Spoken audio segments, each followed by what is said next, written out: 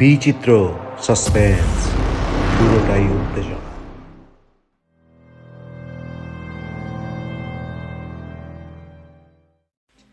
বাংলা এবং বিশ্ব সাহিত্যের রোমাঞ্চকর সব গল্প দিয়ে সাজানো বিচিত্র স্টেশনের বিচিত্র সাসপেন্স। এই পর্যায়ে আজ আপনারা শুনবেন প্রখ্যাত কথা সাহিত্যিক গল্পের জাদুকর হুমায়ুন আহমেদের দারুণ এক উপন্যাস আয়নাঘরের অডিও নাট্যরূপের দ্বিতীয় পর্ব। উপন্যাসটি অডিও নাট্যরূপ দিয়ে প্রচার করছে বিচিত্র স্টেশন দল। শুরু হচ্ছে আজকের গল্প আয়নাঘরের দ্বিতীয় এবং অন্তিম পর্ব। ডক্টর ভার্ম্যান চশমার ফাঁক দিয়ে তাকিয়ে আছেন। লিলিয়ানের মনে হলো তিনি হাসি চেপে রাখার চেষ্টা করছেন, যে কোনো মুহূর্তে হেসে ফেলবেন, হাসবেন তাহেরের মতো শব্দ করে। লিলিয়ান খুব লজ্জায় পড়বে। সেরকম কিছুই হলো না। ডক্টর ভার্ম্যান হাসলেন না। চোখ থেকে চশমা খুলে কাঁচ পরিষ্কার করতে করতে বললেন, তুমি আবার দুঃস্বপ্ন দেখছো? হ্যাঁ। মাঝে মাঝে দুঃস্বপ্ন দেখা তো খুব স্বাভাবিক লিলিয়ান। আমরা সুন্দর স্বপ্ন দেখি, যেমন দেখি দুঃস্বপ্নও দেখি। ডাক্তার ভার্ম্যান, আমি তো জানি, কিন্তু আমার স্বপ্ন অন্যরকম। অন্যরকম বলতে কি বোঝাচ্ছ?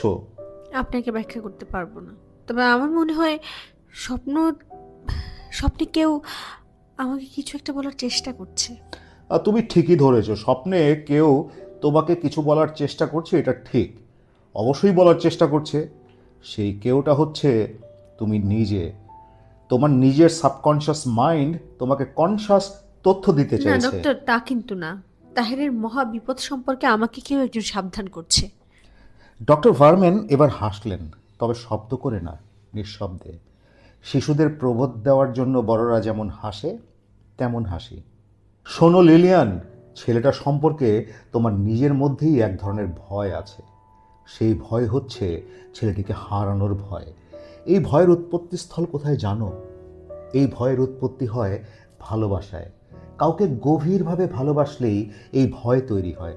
মনে হয় একসময় ভালোবাসার মানুষ যদি আমাকে ছেড়ে চলে যায়, তখন আমার কি হবে? অবচেতন মনে ধীরে ধীরে ভয় জমা হতে থাকে। তোমার ক্ষেত্রেও তাই হয়েছে। আপনাকে আমি বোঝাতে পারছি না। আমি স্বপ্নে তাহেরদের প্রাচীন বসতবাড়ি স্পষ্ট দেখতে পেয়েছি। আমি সে বাড়ির লোহার সিঁড়ি বেয়ে উপরে উঠছিলাম। তুমি তোমার কল্পনার একটা বাড়ির লোহার সিঁড়ি বেয়ে উপরে উঠছিলে। ডাক্তার ভার্ম্যান, আমি কিন্তু নিশ্চিত জানি একদিন ওই বাড়িতে আমরা যাব, আর তাহের ভয়ঙ্কর বিপদে পড়বে। আর যদি তাই জানো, তাহলে ওই বাড়িতে যেও না। আমাদের মনে হয় যেতেই হবে। এটা হচ্ছে নিয়তি, যা ঘটবার তা ঘটবেই। লিলিয়ান, তুমি তোমার যুক্তিতে আটকা পড়তে যাচ্ছ। যা ঘটবার তাই যদি ঘটে, তাহলে স্বপ্নে তোমাকে সাবধান করার প্রয়োজন কি? লিলিয়ান চুপ করে রইল। ডক্টর ভার্ম্যান শান্ত গলায় বললেন, তুচ্ছ জিনিস নিয়ে এত ভেবো না। তুচ্ছ জিনিসকে তুচ্ছ ভাবতে শেখো। লিলিয়ান উঠে দাঁড়ালো, ক্লান্ত গলায় বলল, আমি ওদের বাড়ি সত্যিই স্বপ্নে দেখেছি। দেখা মাত্রই আমি চিনতে পারবো। লোহার সে পেঁচানোর সিঁড়ি। লিলিয়ান, আমি তোমাকে ঘুমের ওষুধ দিচ্ছি। রাত্রে ঘুমোতে যাবার আগে 1 ঘন্টা আগে 2টো ট্যাবলেট খাবে, মনে থাকবে? থাকবে। ডক্টর ভার্ম্যান নিশ্চয়ই খুব কড়া ঘুমের ওষুধ দিয়েছেন। ওষুধ খাবার পরপর লিলিয়ানের মনে হলো সে তলায় তলিয়ে যেতে শুরু করেছে। কোনো গভীর খাদে পড়ে গেছে, নিচে নেমে যাচ্ছে, অতি দ্রুত নেমে যাচ্ছে। খাদটা অন্ধকার এবং শীতল। লিলিয়ানের ভয় ভয় করতে লাগলো। মনে হয় এই ঘুম আর ভাঙবে না, কেউ ভাঙাতে পারবে না। সে বিরাট এই বাড়িতে মরে পড়ে থাকবে, কেউ জানবে না। এই সময় ক্রিং ক্রিং শব্দ হলো। কিসের শব্দ? টেলিফোন, না কেউ এসে কলিং বেল টিপছে, নাকি গির্জার ঘণ্টার শব্দ? ওদের বাড়ির কাছে ক্যাথলিক চার্চ। ওরা মাঝে মাঝে ঘণ্টা বাজায়, কেউ মারা গেলে ঘণ্টা বাজায়। কে মারা গেছে? তাহের। তাহেরের কি কিছু হয়েছে? প্লেন দুর্ঘটনার খবর তো কেউ দেয়নি। টিভি খোলা আছে, প্লেন দুর্ঘটনা হলে বলতো। প্লেন দুর্ঘটনার খবর টিভি ফলাও করে প্রচার করে। ট্রেন বা বাস দুর্ঘটনার কোনো খবর, কোনো পাত্তা পায় না। এর কারণ কি? টেলিফোন বাজছে। লিলিয়ান টেলিফোন তুলে ক্লান্ত গলায় বলে, হ্যালো। হ্যালো লিলিয়ান, আমি। তুমি কেমন আছো? ভালো। গলা শুনে তো ভালো মনে হচ্ছে না। অসুখ বিসুখ করেছে নাকি? না, ঘুম পাচ্ছে। এখনই ঘুম পাচ্ছে কেন? রাত তো বেশি হয়নি। কটা বাজে তোমাদের এখানে? 10টা। কি? 10টা তো তেমন রাত না। তুমি ঘুমে কথা বলতে পারছো না, ব্যাপার কি? আমি ঘুমের ওষুধ খেয়েছি। কেন? কয়েক রাত ধরে আমার ঘুম হচ্ছে না, আমি দুঃস্বপ্ন দেখছি। আচ্ছা, ও আচ্ছা। লিলিয়ান জড়ানো গলায় জিজ্ঞেস করলো, আচ্ছা, তোমাকে একটা জরুরি কথা জিজ্ঞেস করি, খুব জরুরি। তোমাদের গ্রামের বাড়িটা বিশাল না? হ্যাঁ বিশাল, কিন্তু হঠাৎ এই প্রসঙ্গ কেন? কারণ নেই, আবার আছে। এখন বলো, তোমাদের বাড়ির বাইরের দিকে ছাদ পর্যন্ত কি লোহার পেঁচানো সিঁড়ি আছে? না, নেই। আয়নাঘর? আগে এক সময় ছিল, এখন নেই। কখনো ছিল না, কোনো কালেও ছিল না। সিঁড়ির কথা এলো কেন? এখন কথা বলতে পারবো না, ঘুম ঘুম পাচ্ছে। Lilian, hello Lilian, hello. Lilian telephone নামিয়ে রেখে সোফার উপর ঘুমিয়ে পড়ল। আবার ঘুম ভাঙল টেলিফোন শব্দে। লিলিয়ান জড়ানো গলায় বলল, hello, Mrs Lilian? Yes. United travels agency থেকে বলছি। আপনি ভিয়েনার বুকিং করতে চেয়েছিলেন, আগামীকাল বুকিং পাওয়া গেছে। লন্ডন, ফ্র্যাঙ্কফুর্ট হয়ে ভিয়েনা। লন্ডনে এক রাত থাকতে হবে। কোথায় থাকবো? এয়ারপোর্ট হোটেল, এয়ারপোর্টের কাছেই। আচ্ছা, এই হোটেলে কি পেঁচানো লোহার সিঁড়ি আছে? ম্যাডাম, আপনি কি বলতে চাচ্ছেন আসলে বুঝতে পারছি না। লিলিয়ান টেলিফোন রেখে আবার ঘুমিয়ে পড়ল। ঘুমের মধ্যে সেই পেঁচানো সিঁড়ি আবার দেখল। সে সিঁড়ি দিয়ে নামছে, অতি দ্রুত নামছে। সিঁড়ি কাঁপছে, মনে হচ্ছে পড়ে যাবে। লিলিয়ান ঘুমের মধ্যেই ফুপিয়ে ফুপিয়ে কাঁদতে লাগলো। তাহেরের নার্ভ শক্ত, শুধু শক্ত না, বেশ শক্ত। চরম বিপদেও তার মাথা ঠান্ডা থাকে। ভিয়েনায় সে কোনো বিপদের মধ্যে নেই, সুখেই আছে বলা চলে। সেমিনার চলছে, পেপার পড়া হচ্ছে, তবে আড্ডা হচ্ছে তার চেয়ে বেশি। প্রতি সন্ধ্যায় ককটেল পার্টি, হইচই, নাচানাচি। তাহের এই হইচইয়ে নিজেকে মেশাতে পারছে না, মনে হচ্ছে তার ইস্পাতের নার্ভেও মরিচা ধরে গেছে। গত রাতে এক ফোঁটা ঘুম হয়নি। এমন অদ্ভুত ঘটনা তাহের জীবনে খুব বেশি ঘটে না। বিছানায় যাবার আগেই সে ঘুমিয়ে পড়ে। তার অনিদ্রার কারণ লিলিয়ান। লিলিয়ানের সমস্যাটা সে ঠিক ধরতে পারছে না। টেলিফোনে পেঁচানো সিঁড়ির কথা কেন জিজ্ঞেস করলো? তারকে এত আগ্রহ করে সে কেনই বা বিয়ে করলো? আমেরিকান মেয়েগুলোর কাছে বিয়ে এবং ডিভোর্স দুই ডাল ভাত। 24 ঘন্টার পরিচয়ে তারা বিয়ে করে ফেলে, আবার এক সপ্তাহ পর ছাড়াছাড়ি। দুজন দুদিকে গিয়ে অন্য দুজনকে খুঁজে নেয়। কিন্তু লিলিয়ান এরকম মেয়ে নয়। সে কেন তাহেরের মতন আধা বাউন্ডেলে একজনের জন্য এতটা ভালোবাসা জমিয়ে রাখবে? লিলিয়ান কোনো একটি ব্যাপারে কষ্ট পাচ্ছে। সেই কষ্টের প্রকৃতি তাহের জানে না। জানার চেষ্টা করা কি উচিত? স্বামী স্ত্রীর ভেতরেও কিছু গোপন ব্যাপার থাকা প্রয়োজন বলে তাহের মনে করে। অবশ্য ভিয়েনায় পা দেওয়ার পর থেকে তাহেরের মনে হচ্ছে সে ভুল করেছে। তার উচিত ছিল লিলিয়ানের গোপন কষ্টের ব্যাপারগুলো জেনে নেয়া। লিলিয়ানকে টেলিফোনের ধরার সব চেষ্টা বিফল হলো। সারাদিনে তাহের 6বার চেষ্টা করলো, রিং হয়, কেউ টেলিফোন ধরে না। লিলিয়ান কি ঘর তালাবদ্ধ করে কোথাও গেছে, নাকি স্ট্রোক হয়ে ঘরে মরে পড়ে আছে? তাহের খুব অস্থির বোধ করতে লাগলো। সেমিনারে একবারেই মন বসছে না। ইচ্ছা করছে ব্যাগ গুছিয়ে প্লেনে উঠে বসতে। রাত দুপুরে বাড়ি পৌঁছে আমেরিকানদের মতন চেঁচিয়ে বলতে, হানি, আই এম হোম। সেমিনারে ক্যাটারাক্ট সলভেন্টের উপর বিরক্তিকর এক বক্তৃতা হচ্ছে।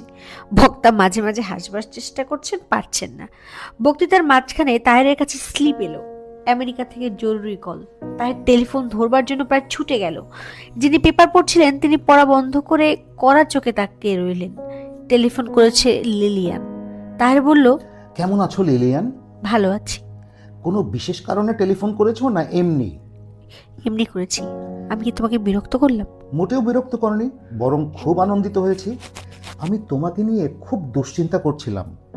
ওই দিন হঠাৎ করে টেলিফোন রেখে দিলে। খুব ঘুম পাচ্ছিল, শরীর ভালো লাগছিল না। আচ্ছা, ওই পেঁচানো সিঁড়ির কথা জিজ্ঞেস করছিলে কেন? ও কিছু না, বাদ দাও। লিলি, এখন তোমার শরীর কেমন? শরীর ভালো, তুমি আমাকে নিয়ে মোটেও চিন্তা করবে না। তুমি ঠিকমতো সেমিনারটা করো। কোর্স ওয়ার্ক কবে থেকে শুরু হচ্ছে তোমার? লিলি, তুমি কি আমার একটা প্রশ্নের জবাব দেবে? অবশ্যই দেব। আমার কেন যেন মনে হচ্ছে তুমি এক ধরনের ক্রাইসিসের ভেতর দিয়ে যাচ্ছ। ক্রাইসিসের কারণটা কি জানতে পারি?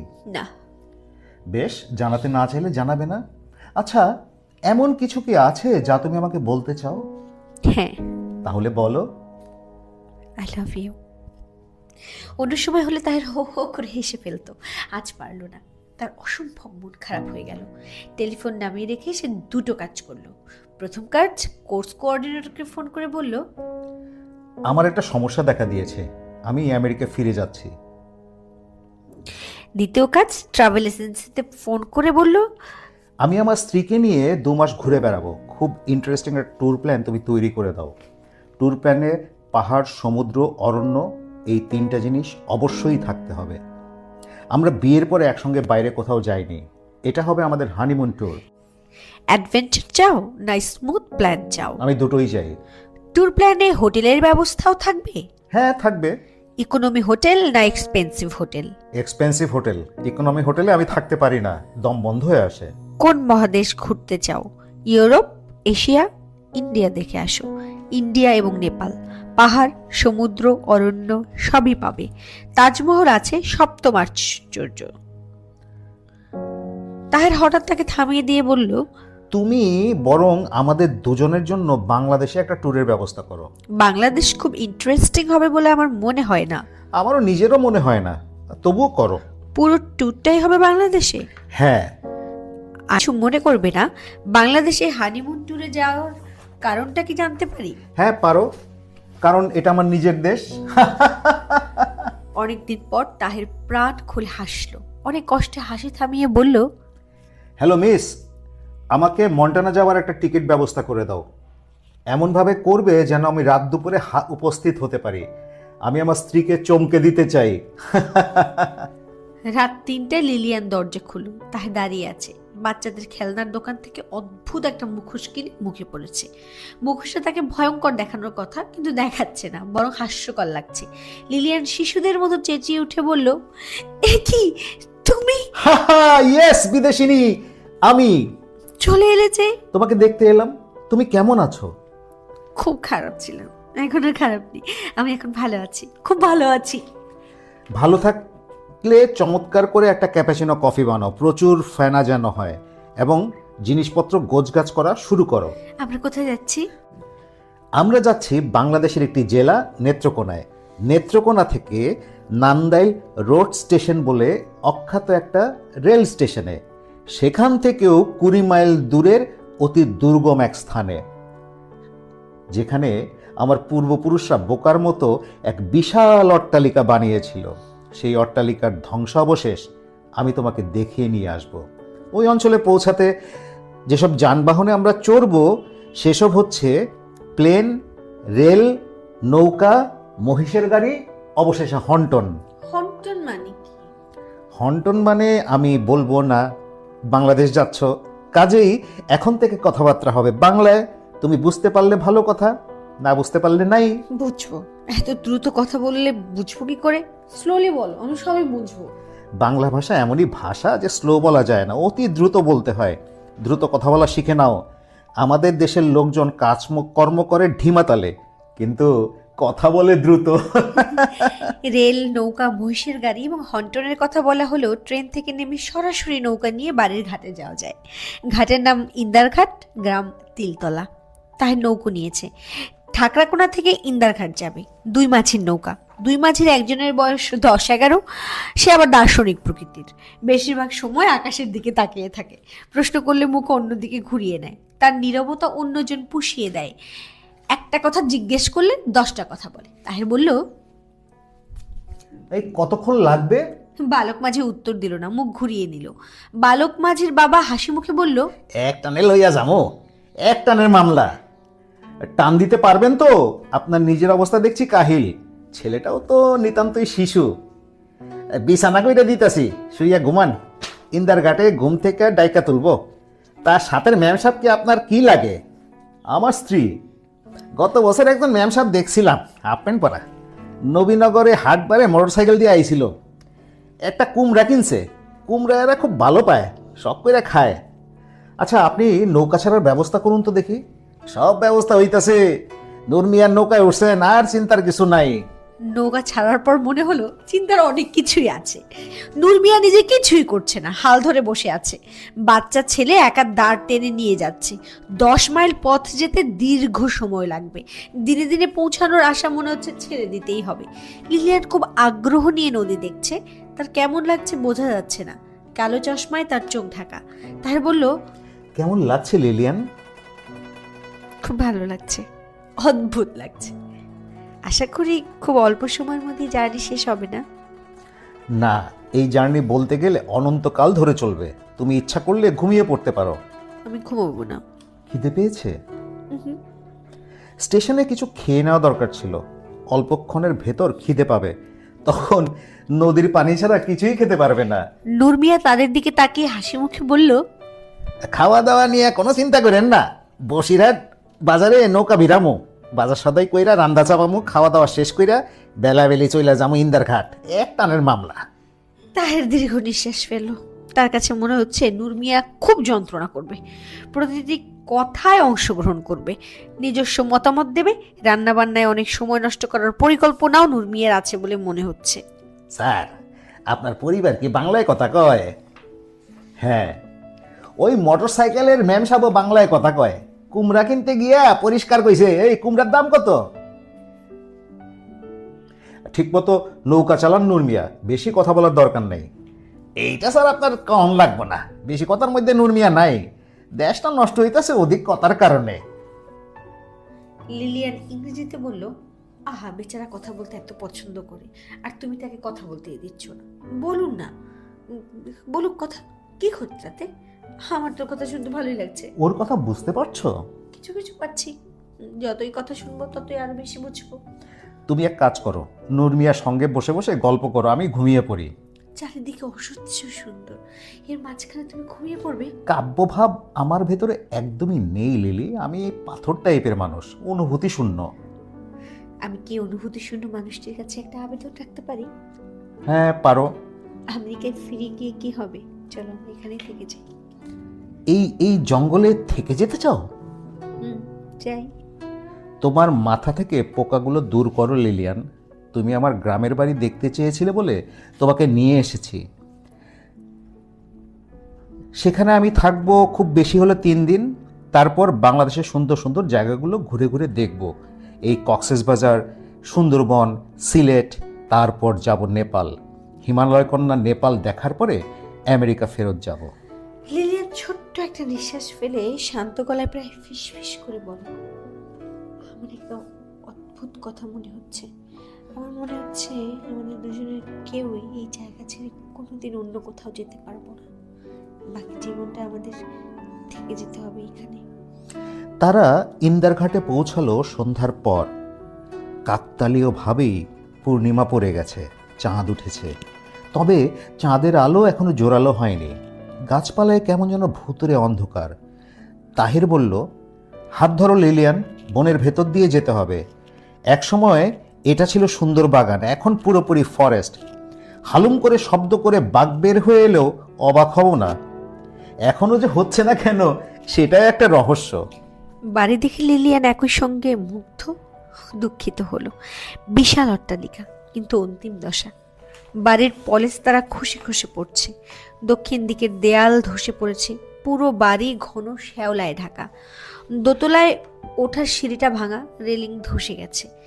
একতলার বারান্দায় গোবরের স্তূপ দেখে মনে হয় বৃষ্টির সময় এই জায়গা গরু ছাগলের আস্তানা হিসেবে ব্যবহৃত হয়। তাহের বিরস গলায় বলল, বাড়ি দেখলে লিলিয়ান? দেখলাম। কোনো কমেন্ট করতে চাও? চাই। করে ফেলো। এই বাড়ি আমার চেনা, এই বাড়ি আমি আগে দেখেছি তাহির। তোমাকে আমি লোহার প্যাঁচানো সিঁড়ির কথা বলেছিলাম, তুমি বলেছিলে এরকম কোনো সিঁড়ি নেই এখানে। সিঁড়ি কি নেই তাহির? তুমি কি দেখতে পাচ্ছ না? স্বপ্নে আমি অবিকল এই সিঁড়িটাই, এই বাড়িটাই দেখেছি। তাহেরের লোহার সিঁড়ির দিকে চোখ পড়ল। বাড়ির যে অংশ ধসে পড়েছে, সিঁড়ি সেই দিকে। সিঁড়ির গা ঘেঁষে তেঁতুল পাতার মতো চিকন পাতার একটা গাছ। তাহের বলল, আমি এ বাড়িতে খুব ছোটবেলায় থেকেছি, এই কারণে হয়তো সিঁড়ি চোখে পড়েনি। যাই হোক, তুমি দাবি করছো এই বাড়ি তুমি স্বপ্নে দেখেছ। হুম, স্বপ্নের সব ভাঙা বাড়ি একরকমই হয়। হয়তো হয়। তাহেরের দুঃসম্পর্কে চাচা ইস্কান্দার আলী তার 2 ছেলেকে সঙ্গে নিয়ে এসেছে, হাতে হারিকেন। এই গরমেও ইস্কান্দার আলীর গায়ে চাদর, পরনের লুঙ্গিটা সিল্কের, চিকচিক করছে। সঙ্গে ছেলের 2টি গায়ে গেঞ্জি, দুজনেরই বেশ শক্ত সামর্থ্য চেহারা। এরা কোনো কথা বলছে না, এক দৃষ্টিতে তাকিয়ে আছে লিলিয়ানের দিকে। তাকানোর ভঙ্গি ঠিক শালীন নয়। তাহের একবার ভাবলো ধমক দিয়ে বলে, এইভাবে তাকিয়ে আছো কেন, কিন্তু বলল না, নিজেকে সামলে নিল। চাচার দিকে তাকিয়ে বলল, বাড়ির অবস্থা তো শোচনীয়। ইস্কান্দার আলী কাশতে কাশতে বললেন,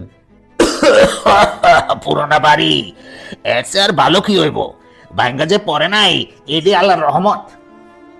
প্রতি মাসে তো ঠিকঠাক করার জন্য টাকা পাঠাই। প্রতি মাসে পাঠাও না, মাঝে মধ্যে পাঠাও। অবস্থা যা, তাতে মনে হয় না এই বাড়িতে থাকা যাবে। আর থাকতে পারবা, 2 তলার কয়েকটা ঘর পরিষ্কার করে থুইছি। থাকা যাবে? হ্যাঁ, যাবো। আর তার সাথের মাইয়া কি তোমার স্ত্রী? হ্যাঁ। খ্রিস্টান বিবাহ করছো? হ্যাঁ। মেয়ে দেখতে সুন্দর আছে, বিবাহ করছো, ভালো করছো। খ্রিস্টান বিবাহ করা জায়েজ আছে। নবী করিম নিজেও একজন খ্রিস্টান মেয়ে বিবাহ করছিলেন। বাবুর্চির ব্যবস্থা করতে লিখেছিলাম, ব্যবস্থা করেছেন? গেরাম দেশে বাবুর্চি কই পামো? আমার ঘরে রান্দা হইব, টিফিন বাক্সে কইরা তোমারে খানা দিয়ে যাব। আর তোমরা কয়দিন থাকবা? এখনো বলতে পারছি না। এইদিকে ডাকাইতের খুব উপদ্রব, বেশি দিন না থাকুনি ভালো। আমার সঙ্গে আছে কি যে ডাকাত নেবে? তোমার স্ত্রীরে নিয়ে যাবে, সুন্দর মেয়ে ছেলে, হইলদা চামড়া, বিলাতি। ডাকাইতরা খুশি হয়ে তোমার স্ত্রীরে নিয়ে যাবে। আপনি কি আমাকে ভয় দেখানোর চেষ্টা করছেন? তোমারে ভয় দেখায় আমার ফায়দা কি? তোমার স্ত্রী মাছ ভাত খায় না পাউরুটি খায়? মাছ ভাত খায়। শুয়োরের গোস্ত খায়? তাহের ক্ষিপ্ত গলায় বলল, খেলে কি করবেন? শুয়োরের গোশত ব্যবস্থা করবেন? রাগ ওকে, কথার কথা কইলাম। তোমার স্ত্রী দেখি আসতেছে, সে কি বাংলা বুঝে? তাকেই জিজ্ঞেস করুন। একলা একলা বাড়িতে ঢুকতেছে, নিষেধ করো।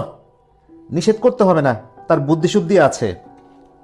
লিলিয়ান হারিকেন হাতে সিঁড়ি বেয়ে উপরে উঠছে, খুব স্বাভাবিক ভঙ্গিতে উঠছে। মনে হচ্ছে এটা তার অনেক দিনের চেনা বাড়ি। ইস্কান্দর আলী থুক করে তাহেরের পায়ের কাছে একদলা থুথু ফেললেন। তাহের চমকে সরে গেল। ইস্কান্দর আলী হাই তুলতে তুলতে বললেন, খাওয়ানোর জন্য কিছু খরচ দিও, জিনিসপত্র অগ্নিমূল্য। মাছ এক জিনিস পাওয়াই যায় না। একটা মুরগির বাচ্চা হেড দামই 40 টাকা 50 টাকা। তাহের 2টো 500 টাকার নোট বের করলো। তিনি বিরস মুখে নোট 2টো হাতে নিলেন। তাহের বলল, উত্তর দিকে ভাঙা দেয়াল ঠিক করার জন্য কিছু টাকা পাঠিয়েছিলাম, দেয়াল তো ঠিক হয়নি। কইলে তো আর ঠিক হয় না। ইট, সুরকি, সিমেন্ট আনাইতে হয় শহর থেকে। বর্ষা মৌসুমে নৌকা দিয়ে আনতে হয়, বিরাট যন্ত্রণা। টাকাটা কি করেছেন? আছে, টাকা আলাদা করা আছে। বাড়িটার এ কি অবস্থা? ভূতের বাড়ি বলে মনে হচ্ছে। আলোর কোনো ব্যবস্থা করেছেন? 2টা হারিকেন আছে, মোমবাতি আছে। আচ্ছা, একটা টর্চের ব্যবস্থা করুন। আচ্ছা, করব। বললি তো হয় না, সব আনতে হয় শহর থেকে। তোমার একটা উপদেশ দিই, 2 তলায় থাকবা, 1 তলার নামনের দরকার নাই। কেন? সাপের উপদ্রব। গত চৈত মাসে সাপের কামড়ে একটা গরু মারা গেল। আচ্ছা, কার্বলিক অ্যাসিডের ব্যবস্থা করতে পারেন? এখানে কোনো ফার্মেসি আছে? না, ফার্মেসি টার্মেসি নাই। তুমি বললে ছেলেটার একটা শহরে পাঠাইতে পারি। এরা কিছুই করে না, বাদাইম না। শহরে যাইতে কইলে ফাল দিয়া ওঠে। দিন তাহলে, পাঠিয়ে দিন। যাওনের খরচ দাও। আর কি কি আনান রাখবো লিখে দাও। সাপের ওষুধ, ওষুধে কিছু হয় না। কপালে লেখা থাকলে ওষুধের বোতলে ভিতরে বইসাও সাপে কামড়াইব। আমি কাগজে লিখে দিচ্ছি, দয়া করে আনার ব্যবস্থা করুন। 100 টাকা দিচ্ছি, যাওয়ার খরচ। এতে হবে? আরো কিছু দাও। 100 টাকা আজকাল কোনো টাকাই না। তুমি থাকো বিদেশে, এই জন্যই বুঝতেছ না।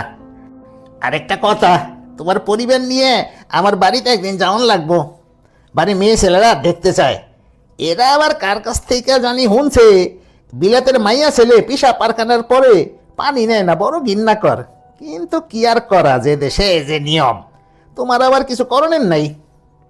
তাহের বিরক্তিকর মুখে বলে, ঠিক আছে, আপনি এখন যান, রাতে খাবার পাঠিয়ে দেবেন, খাবার পানি পাঠাবেন। আচ্ছা আচ্ছা, তোমরা নিশ্চিন্তে ঘুমাও। ছেলে দুইটারে বইলা দিছি রাইতে পাহারা দেওয়ার জন্যে। এরা কাজ কাম কিছু করে না, বাদাইম মেয়ে। যে কয়দিন থাকবা এরা পাহারা দিব, কিছু খরচ বরচ দিও। তাহের দীর্ঘ নিঃশ্বাস ফেলল, তার মনটাই খারাপ হয়ে গেল। লিলিয়ান হ্যারিকেন হাতে দোতলার বারান্দায় এসে দাঁড়িয়েছে। বারান্দা থেকে চেঁচিয়ে বলল, এই তাহের, উপরে চলে আসো। দোতলাটা অসম্ভব সুন্দর, মার্বেল পাথরের মেঝে। লিলিয়ানের খুব ভালো লাগছে। সে হ্যারিকেন হাতে এক ঘর থেকে আরেক ঘর ঘুরে বেড়াচ্ছে। তার ভাবভঙ্গি কিশোরীর মতন। যে ঘরে আজ রাতে তারা থাকবে সেই ঘর দেখে সে মুগ্ধ। বিশাল দুটো জানালা, জানালার পাশে দাঁড়ালেই দূরের ব্রহ্মপুত্র দেখা যায়। নদীতে চর পড়েছে, চরের ধবধবে সাদা বালি চাঁদের আলোয় চিকচিক করছে। কি হাওয়া উড়িয়ে নিয়ে যেতে চায়। সবার ঘরটা কি প্রকাণ্ড, যেন ফুটবল খেলার মাঠ। মাঠের মাঝখানে খাট পাতা হয়েছে, কালো রঙের একটা খাট, যার চারদিকে রেলিং দেয়া। খাটে সরাসরি উঠবার কোনো উপায় নেই, এত উঁচু। টুলে পা দিয়ে দিয়ে উঠতে হয়। ঘর ভর্তি ভারী ভারী আলমিরা। লিলিয়ান প্রতিটি আলমিরা খুলে দেখলো, সব শূন্য। খাটের মাথার কাছে গোল শ্বেত পাথরের টেবিল। এই বাড়ির অনেক দরজা জানালা লোকজন খুলে নিয়ে চলে গেছে, এগুলো নেয়নি কেন? লিলিয়ান বলল, এই টেবিল, এই খাট যে কোনো মিউজিয়াম লুফে নেবে। মনে হচ্ছে 1000 বছরের পুরনো। লিলিয়ানের মুগ্ধতা তাহারকে স্পর্শ করছে না। সে বেশ ক্লান্ত। বারান্দায় রাখা বালতির পানিতে হাত মুখ ধুয়ে সে বিছানায় বিরস মুখে বসে আছে। এ বাড়িতে রাত্রি যেমন ঠিক হবে কিনা তা বুঝতে পারছে না। সাপের ব্যাপারটা তাকে চিন্তিত করছে। লিলিয়ান বলল, তুমি কথা বলছো না কেন? কি বলবো? তোমাদের এইসব ফার্নিচারের বয়স কত? এদের বয়স 200 বছরের মতো। সবাই আমার দাদার বাবা বানিয়েছিলেন, আর এই খাটটা বার্মা থেকে কেনা। আর এই যে বাড়ি দেখছো, এই বাড়িটা উনার করা। খুব ধনী মানুষ ছিলেন? একেবারে হতদরিদ্র ছিলেন। পরের বাড়িতে কামলা খাটতেন, সুপারির ব্যবসা করে ধনী হন। মাত্র 40 বছর বয়সে তিনি লাখের বাতি জ্বালিয়েছিলেন। লাখের বাতি জিনিসটা কি? আমাদের অঞ্চলের নিয়ম ছিল, কেউ লাখপতি হলে লাখের বাতি জ্বালাতে হয়। একটা লম্বা বাঁশের মাথায় হারিকেন জ্বালিয়ে ঘরের উঠানে রেখে দিতে হয়। এটা হলো লাখের বাতি। দূর থেকে লোকজন বুঝতো এই অঞ্চলে একজন লাখপতি আছে। এই নিয়ম কি এখনো আছে? পাগল হয়েছো? এই নিয়ম থাকলে উপায় আছে। আজ কোনো বাড়িতে লাখের বাতি জ্বালালে কালই ডাকাতি হবে। আর সেই বাড়িতে যদি তোমার মতো রূপবতী কেউ থাকে তাহলে তো কথাই নেই। আমার মনে হয় এই বাড়িতে এসে তোমার ভালো লাগছে না। এখন পর্যন্ত ভালো লাগার মতো কোনো কারণ ঘটেনি। আমার কাছে কিন্তু অসাধারণ লাগছে। ভাঙা বাড়ি অসাধারণ লাগছে? পুরনো ভাঙা বাড়ি তো থাকবেই। এই অঞ্চলের জন্য পুরনো বাড়ি খুব সুন্দর মানিয়ে গেছে। ঝকঝকে নতুন বাড়ি এখন বোধহয় মানাতো না। আমি এক ঘর থেকে আরেক ঘরে যাচ্ছি আর আমার গায়ে দেখো কাটা দিয়ে উঠছে। ভয়ে? না না, ভয় না। মনে হচ্ছে এইসব ঘরগুলিতে কত না স্মৃতি, কত রহস্য। আমি ঠিক করেছি আর সারা রাত ঘুমোবো না। হারিকেন হাতে এক ঘর থেকে আরেক ঘরে ঘুরবে? হ্যাঁ। খুব ভালো কথা, ঘুরে বেড়াও, কিন্তু দয়া করে আমাকে ঘুমোতে দিও। তুমি আমাকে ক্রমাগত মশার ভয় দেখিয়েছো। মশা কিন্তু নেই। ডিনার শেষ হওয়া মাত্রই আমি শুয়ে পড়ব। দেখছি। তবে ঘুমোতে হবে মশারি খাটিয়ে। মশা না থাকুক, পোকামাকড় আছে। আর যাতে না ঘুমোলে কেমন হয়? কি বললে? চলো না আমরা বারান্দায় গিয়ে জোছনা দেখি। আর কোনো পরিকল্পনা আছে? আমার খুব শাড়ি পরতে ইচ্ছে করছে। সুন্দর একটা শাড়ি জোগাড় করতে পারবে? আমাকে শিখিয়ে দেবে কি করে পরতে হয়? আচ্ছা লিলিয়ান, তোমার কি মনে হচ্ছে না যে তুমি একটু বাড়াবাড়ি করছো? না, আমার মনে হচ্ছে না তা। আমার কিন্তু মনে হচ্ছে তুমি একটু বাড়াবাড়ি করছো। তোমার এরকম মনে হয়ে থাকলে আমি দুঃখিত। আমার যা মনে হয়েছে আমি তোমাকে বলেছি। তোমাদের এই বাড়িটা ভাঙা, দরজা জানালা লোকজন খুলে নিয়েছে। তারপরেও বাড়িতে পা দেওয়ার পর থেকে আমার ভালো লাগছে। এক ধরনের আনন্দ অনুভব করছি। সেই আনন্দ লুকোনোর চেষ্টা করিনি, হয়তো সেটাই করা উচিত ছিল। লিলিয়ান বারান্দায় চলে গেল। তার খুব মন খারাপ করেছে, চোখে পানি এসে যাচ্ছে। এই দৃশ্য দেখলে তাহার হেসে উঠতে পারে। লিলিয়ান চোখের পানি দিয়ে তাহারকে হাসাতে চায় না। একটা ঘর থেকে অন্য ঘরে যেতে লাগলো। তার কাছে কেন জানি মনে হচ্ছে ঘরগুলো তাকে ডেকে বলছে, এসো লিলিয়ান, এসো, আমাকে দেখে যাও। তাহের এসে লিলিয়ানকে আবিষ্কার করলো সর্বদক্ষিণের বারান্দায়। এখান থেকে লোহার সিঁড়ি নিচে নেমে গেছে। লিলিয়ান, হ্যাঁ? তুমি কি আমার উপরে রাগ করেছো? না। মনে হচ্ছে রাগ করেছো। আসলে ব্যাপার কি জানো, আমার চাচার সঙ্গে কথা বলে মেজাজ হয়েছে খারাপ, কিছুই ভালো লাগছিল না। এই কারণে তোমার সঙ্গে খারাপ ব্যবহার করেছি, কিছু মনে করো না। আমি কিছু মনে করিনি। খাওয়া দাওয়ার পর আমরা ছাদে বসে জ্যোৎস্না দেখব। ছাদে ওঠার সিঁড়ি আছে? হ্যাঁ আছে, কিন্তু তালাবদ্ধ। চাচার ছেলেটাকে পাঠিয়েছি চাবি আনতে। Thank you. তোমার খিদে পেয়েছে লিলিয়ান? এখন খেতে পাইনি। একটা বিরাট ভুল হয়েছে, ওদের বলে দেওয়া উচিত ছিল মশলা কম দিতে। এরা প্রচুর মশলা দিয়ে রান্না করবে, ঝালের জন্য তুমি কিছু মুখে দিতে পারবে না। পারবো, আমার খাওয়া নিয়ে তুমি ভেবো না তো। তুমি যা খেতে পারবে আমিও পারবো। সব ঘর দেখা হয়েছে? হ্যাঁ। আয়নাঘর, আয়নাঘর দেখেছো? না তো, আয়নাঘর কি? ওটা একটা ইন্টারেস্টিং ঘর। আমার দাদার দাদা দ্য গ্রেট জাঙ্গি মুন্সি ওই ঘর বানিয়েছিলেন। তালাবদ্ধ কিনা জানি না, তালাবদ্ধ থাকার কথা।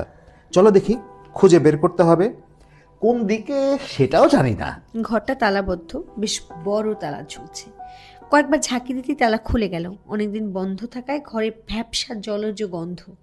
ছোট্ট ঘর, কোনো জানালা নেই। ঘরে ঢোকার একটাই দরজা, সেই দরজাও নিচু। ঘরের একদিকের পুরো দেয়াল জুড়ে বিশাল আয়না, পাশে একটা কাবার্ড।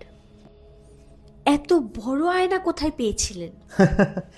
জানি না কোথায় পাওয়া গেছে। দ্য গ্রেট জাঙ্গি মুন্সি জোগাড় করেছিলেন সাহেব বাড়ি থেকে, অর্থাৎ ইংরেজদের কাছ থেকে। আর এই ঘরটার নাম হলো আয়নাঘর। জাঙ্গি মুন্সির স্ত্রী তিতলি বেগম এই ঘরে সাজগোজ করতেন। সাজার সময় বাইরের কেউ যেন দেখতে না পায়, এই জন্যে এই ঘরে কোনো জানালা নেই। লক্ষ্য করেছো? হ্যাঁ, লক্ষ্য করেছি। ওই মহিলা অসম্ভব রূপবতী ছিলেন। তিনি তার একমাত্র পুত্রের জন্মদিনে মারা যান মাত্র 16 বছর বয়সে। আহা। আয়নাঘর ওনার খুব প্রিয় ছিল। উনি যখন মোটামুটি নিশ্চিত হলেন যে উনি মারা যাচ্ছেন, তখন স্বামীকে বলেন তাকে আয়নাঘরে নিয়ে যেতে। তাই কথা হলো, তিনি মারা গেলেন এই আয়নাঘরে। জাঙ্গি মুন্সি দ্বিতীয়বার আর বিবাহ করেননি। স্ত্রীর মৃত্যুর পর তিনি প্রায় 40 বছর বেঁচে ছিলেন। এই 40 বছর তিনি আয়নাঘর বন্ধ করে রেখেছিলেন, একদিনের জন্য খুলেননি। ওনার মৃত্যুর পর আয়নাঘর প্রথম খোলা হয়। এসো লিলিয়ান, খুব সম্ভবত খাবার চলে এসছে। খিদে নেই? খিদে লেগেছে তো। তাছাড়া আমার বেশিক্ষণ থাকাও ঠিক না। আয়নাঘরে কোনো পুরুষের প্রবেশ নিষিদ্ধ। তুমি যাও, আমি এই ঘরে একটু একা একা থাকি। কেন বলো তো? আয়নার সামনে দাঁড়িয়ে থাকতে ভালো লাগছে। এই দেখো, আমার গায়ে কাঁটা দিচ্ছে, দেখো দেখো। হ্যাঁ দেখলাম, কিন্তু কারণটা কি? প্রায় 150 বছর আগে এই বাড়ির বউ এক আয়নার সামনে দাঁড়িয়ে নিজেকে দেখেছিল। আজ আমি নিজেকে দেখছি, আমিও এই বাড়িরই বউ। তাহের, এই আয়নাটা আমার। তাহের বিস্মিত চোখে তাকিয়ে রইল। লিলিয়ান বলল, আমি যখন অসুস্থ হয়ে পড়ব তখন তুমি আমাকে এই বাড়িতে নিয়ে আসবে। আমিও চাই আমার মৃত্যু যেন আয়না ঘরে হয়। সে তো অনেক দূরের ব্যাপার। আপাতত চলো ভাত খাই। প্লিজ প্লিজ, আমি আর খানিকক্ষণ এখানে একা থাকি, খুব অল্প কিছুক্ষণ। তাহের চিন্তিত মুখে বের হয়ে এলো। লিলিয়ান তাকিয়ে আছে আয়নার দিকে। তাহের লিলিয়ানের কর্মকাণ্ড কিচ্ছু বুঝতে পারছে না। রান্নার আয়োজন ভালো। রুই মাছ ভাজা, পোলাও, কোরমা, এক বাটি পায়েস। লিলিয়ানের জন্য একটা কাঁটা চামচও দেওয়া হয়েছে। তবে পোলাও সিদ্ধ হয়নি, চাল চাল রয়ে গেছে। কোরমা রান্না হয়েছে প্রচুর পরিমাণে চিনি দিয়ে, খেতে রসগোল্লার মতো লাগছে। তাহের বিরক্ত মুখে বলল, ভাজা মাছটা খেও না লিলি, মাছটা পচা বলে ভেজে ফেলেছে। খাদ্যদ্রব্যের মধ্যে পানটাই আরাম করে খাওয়া গেল, মৌরি দিয়ে সুন্দর করে বানানো। লিলি 2টো পান মুখে দিল। সে বিস্মিত হয়ে বলল, খাওয়া দাওয়া শেষ হয়ে তোমরা ভেজিটেবল খাও কেন? এটা ভেজিটেবল না, এটার নাম পান। খাবার পরে খেতে হয়, কুত করে গিলে ফেললে হবে না, ক্রমাগত চিবিয়ে যাবে, গিলতে পারবে না। কতক্ষণ চিবাবো? আধা ঘন্টা তো বটেই। তাতে লাভ কি? মুখের একটা এক্সারসাইজ হয়, এটুকুই লাভ। ঠাট্টা করছো? মোটেও ঠাট্টা করছি না। তুমি কি ভেবেছো আমার কাজ শুধু ঠাট্টা করা? জিনিসটা খেতে আমার ভালো লাগছে। ভালো লাগলে খাও, আমাদের গ্রামের নতুন বউদের অবশ্য পালনীয় কর্তব্যের একটি হচ্ছে পান খেয়ে ঠোঁট লাল করা। আমি তো নতুন বউ না। অবশ্যই নতুন বউ। ছেলে মেয়ে না হওয়া পর্যন্ত আমাদের দেশের বউদের নতুন বউ ধরা হয়। কোনো মহিলার 10 বছরেও যদি ছেলে মেয়ে না হয় তাহলে নতুন বউ? না, তাকে নতুন বউ বলা যাবে না, তখন তাকে বলা হবে বাঁচা। বাঁচা মেয়ে মানুষ। অমঙ্গলজনক একটি ব্যাপার, সেই মেয়েকে কোনো উৎসবে ডাকা হবে না, সকালবেলা তার মুখ কেউ দেখতে চাইবে না। তোমাদের নিয়ম কানুন ভারী অদ্ভুত। অদ্ভুত তো বটেই, আরও অদ্ভুত কথা শুনবে। আমাদের দেশের স্বামী স্ত্রী একসঙ্গে পাশাপাশি বসে পূর্ণিমার চাঁদের দিকে তাকাবে না। তাকালে কি হয়? তাকালে তাদের সন্তান হবে চরিত্রহীন। আবার তুমি তামাশা করছো। কি জন্য করছো তাও বুঝতে পারছি। তো আমার সঙ্গে জ্যোৎস্না দেখতে যাচ্ছ না? জ্যোৎস্না দেখতে অসুবিধে নেই, চাঁদের দিকে না তাকালেই হলো। ছাদে সত্যি সত্যি বসবে আমার সঙ্গে? হ্যাঁ বসবো, তবে ছাদে না, বারান্দায়। তোমার ওই বিখ্যাত চাঁদ বারান্দা থেকেও দেখা যায়। চাঁদের দিকে তাকিয়ে থাকতে থাকতে আমি মুগ্ধ হয়ে ঘুমিয়ে পড়ি। তুমি কিছু মনে করো না। ঘুমিয়ে পড়ার সম্ভাবনা 99.9 ভাগ। ইস্কন্দর আলীর মেজ ছেলে বারান্দাটা ঝাড়ু দিচ্ছে। তাহের তাকে বারান্দায় চাদর পাততে বলেছে। এই ছেলেই খাবার নিয়ে এসেছে, বাজার থেকে জিনিসপত্র কিনে এনেছে। তার বুদ্ধি কোন পর্যায়ে তাহের এখন ধরতে পারছে না। সে টর্চ কিনে নিয়ে এসেছে, ব্যাটারি আনেনি। তোমার নাম কি? সালাম। ছালাম না সালাম? ছালাম, ছালাম আলী। ছালাম, তোমাকে টর্চের ব্যাটারি আনতে যেতে হবে, পারবে? হুম, দোকান কি অনেক দূরে? দূর হলে থাক, সকালে এনে দিও। সাইকেল আছে। সাইকেল থাকলে সাইকেল করে নিয়ে এসো। তারা ঘুমোতে গেল রাত 2টোয়। তাহের বলল, হারিকেন জ্বালানো থাকুক। লিলিয়ান বলল, হারিকেন জানালো থাকে তো চাঁদের আলো আসবে না। তোমার ভেতর এত কাব্যভাব আছে তা তো আমার জানা ছিল না। জানা থাকলে কি করতে? আমাকে বিয়ে করতে না? শোনো না, চা খেতে খুব ইচ্ছা করছে। আমার সমস্যা হচ্ছে, ঘুমের প্রথম ধাক্কাটা কেটে গেলে আর ঘুম আসে না। আমি পরিষ্কার বুঝতে পারছি বাকি রাতটা তুমি আরাম করে ঘুমাবে আর আমাকে জেগে থেকে বিখ্যাত জ্যোৎস্না দেখতে হবে। সত্যি সত্যি চা খেতে চাও? আমার কাছে টি ব্যাগ আছে, সুগার কিউব আছে, শুধু দুধ নেই। পানি গরম করবে কিভাবে? কাগজে জ্বালিয়ে পানি গরম করব। কাগজ পাবে কোথায়? তুমি ডার্টি জোকসের যে বইটা এনেছো সেটা পুড়িয়ে ফেলবো। বানাবো চা? মন্দ না, পারলে বানাও। তুমি চুপচাপ বিছানায় বসে থাকো, আমি চা বানিয়ে আনছি। আমি তোমার পাশে বসি। লিলিয়ান চায়ের পানি গরম করছে, পাশে বসে আছে তাহির। তার ঘুম কেটে গেছে বলে মনে হচ্ছে না। সে কিছুক্ষণ পরপর হাই তুলছে। লিলিয়ান বলল, তুমি ওই মহিলা সম্পর্কে আরো কিছু বলো। কোন মহিলা? হ্যাঁ, আয়না ঘরে যিনি মারা গিয়েছিলেন। আমি কিছুই জানি না, খুব রূপবতী ছিলেন এইটুকু জানি। জাহাঙ্গীর মুন্সির বেনারস থেকে একজন আর্টিস্ট এনে তার কিছু ছবি আঁকিয়েছিলেন। সেই সব ছবি দেখলে তার সম্পর্কে আন্দাজ পেতে। তবে ছবিও নেই। ওনার মৃত্যুর পর জাহাঙ্গীর মুন্সি তার স্ত্রী সব ছবি পুড়িয়ে ফেলেন। ওনাকে খুব দেখতে ইচ্ছে করছে। তাই চা খাচ্ছে, কাচের গ্লাসে চা দেয়া হয়েছে। গ্লাস গরম হয়ে গেছে, চা খাওয়া যাচ্ছে না। তাই চায়ের গ্লাসে ফু দিতে দিতে বলল, আমার মার ধারণা ছিল উনি একবার তিতলি বেগমকে দেখেছিলেন। উনি দেখলেন কিভাবে? মার ধারণা দেখেছেন, গভীর রাতে আয়নাঘরের পাশ দিয়ে যাচ্ছে, হঠাৎ শুনেন আয়নাঘরের ভেতর থেকে ঝুনঝুন চুরির শব্দ। আয়নাঘর কিন্তু তালাবদ্ধ। চুরির শব্দ কিভাবে আসবে? মা খুব অবাক হলেন। ওনার সাহসের সীমা ছিল না। চাবি দিয়ে আয়নাঘর খুললেন, মোমবাতি হাতে একা একা আয়নাঘরে ঢুকলেন। তারপরের ব্যাপারটা পরিষ্কার জানা যায় না। মা কিছু একটা দেখেছিলেন, কি দেখেছিলেন কিছুই ভেঙে বলেননি।